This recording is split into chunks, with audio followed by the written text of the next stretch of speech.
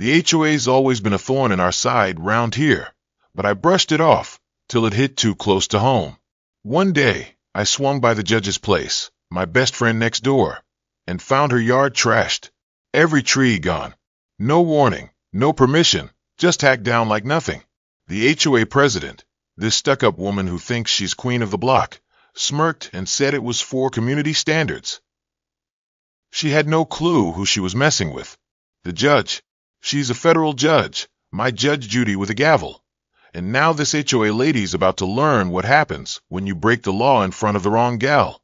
I'd always known the HOA was a headache, but this was war. Up till then, they'd never dared touch her directly. I'd hear the neighbors grumbling about the HOA prez's little power trips, fining folks for dumb stuff, acting like she owned us. The judge kept her distance, not 'cause she was scared, Lord no, but 'cause she knew if that woman came for her, it'd be like lighting a match in a dry field. People just don't know when to quit. Her place was her pride. Those old trees circling her yard, planted way back by folks long gone, giving shade and a touch of class. She'd sit out there with me over coffee, watching the leaves sway, peaceful as can be. When she bought the house, she laid it down clear, no HOA nonsense. Paid cash, no loans, no paperwork tying her to their silly rules.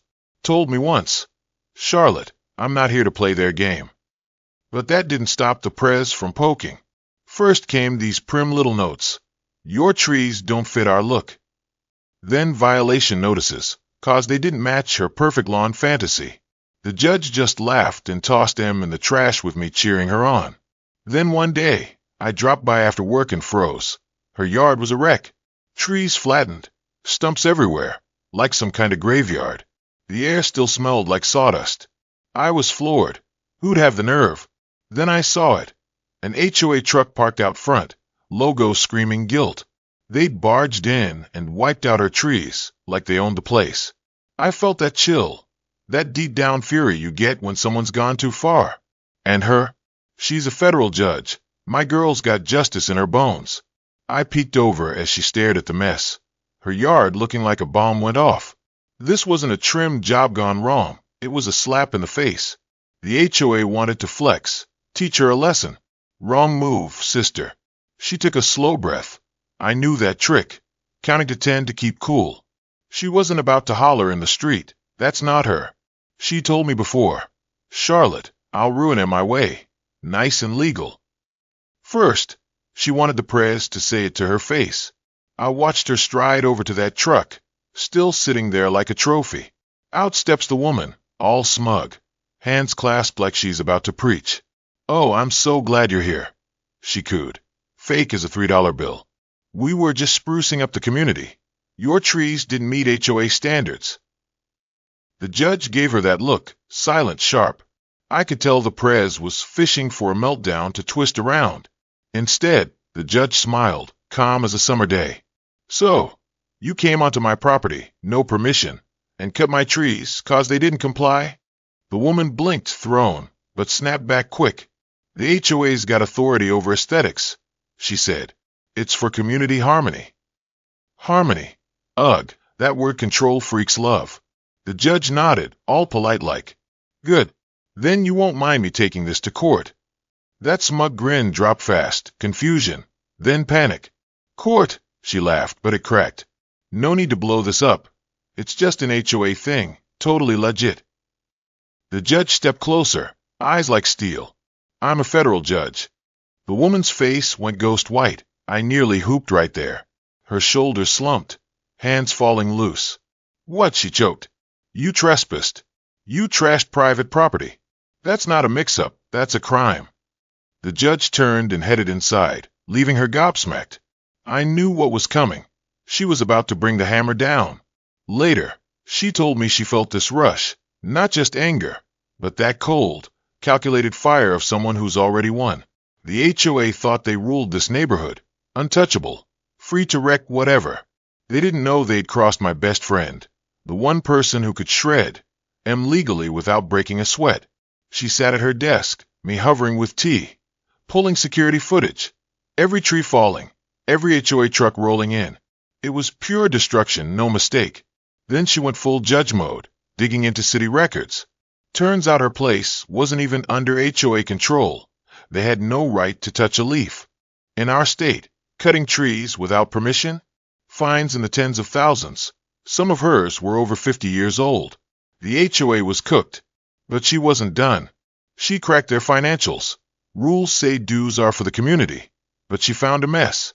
Fake landscaping payouts, cash to personal accounts, fees vanishing. Guess who signed it all? The tree chopper herself.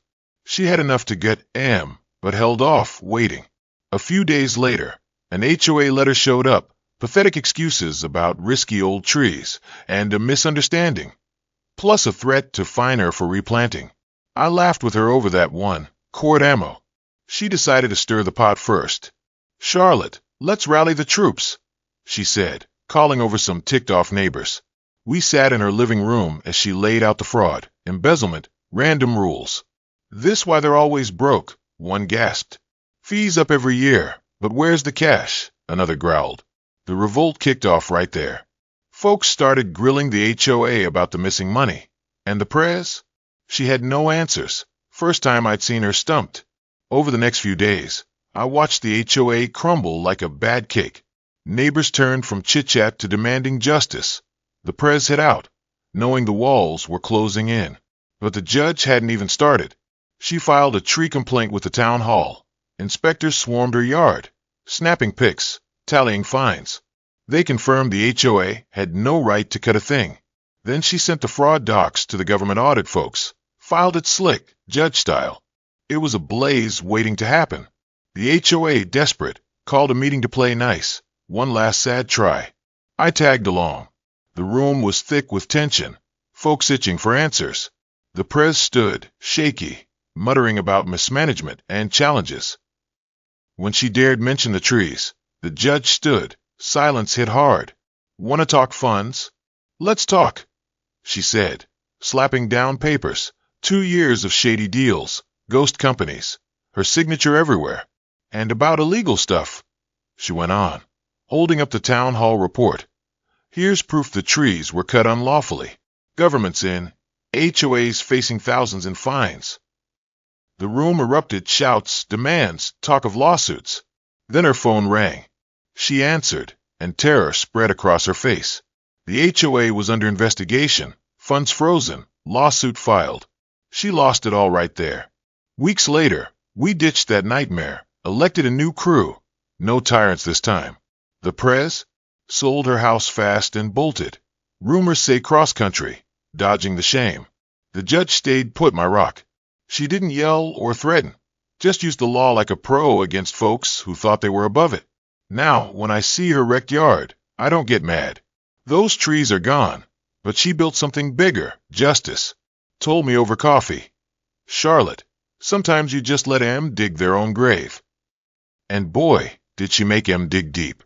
What city are you watching the story in? Have you ever fought against HOA? If you like the story, don't forget to hit listen and subscribe to the channel to see other people fight against HOA in ways you wouldn't expect.